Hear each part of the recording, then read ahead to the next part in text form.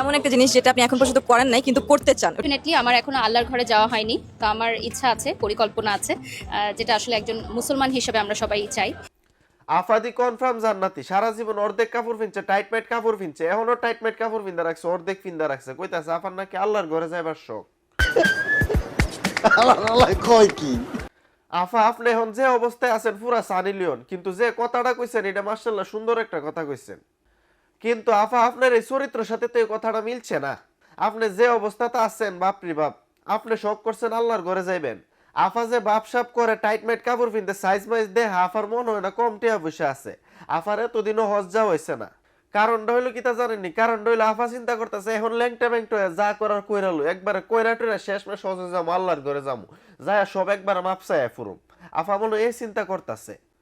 আফা এই চিন্তা করতেছে দেখি আফার এই সুরত মুরুত চরিত্রের সাথে আফার কথা মিলতেছে না। আপনি যদি আল্লাহর ঘরে যাইতেছেন তাহলে ল্যাংটাও আগে বাদ দিতে হইব, আগে ল্যাংটা হওয়ার থেকে পরিপূর্ণ ভালো হইতে হইব। আপনি যদি আল্লাহর ঘরে যাইতেছেন তাহলে আদা মাদা কাপড় পরা বন্ধ করতে হইব, ভালোভাবে যাইতে হইব।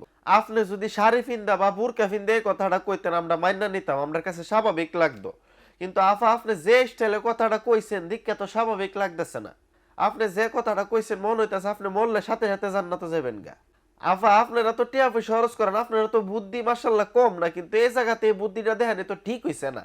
ভাইরাল হবার লাগে কি আর কোনো কথা পাইছেন? নর্দনক নয়া কইতাছেন আল্লাহর ঘরে যাইবার ইচ্ছা। আপনি দোয়া করে আল্লাহ আপনারা হেদায়েত দান করো, কোন জায়গাত কোন কথা কোন লাগে একটু শিখেন, খালি শিক্ষিত হইলেও না, বুঝছেন না?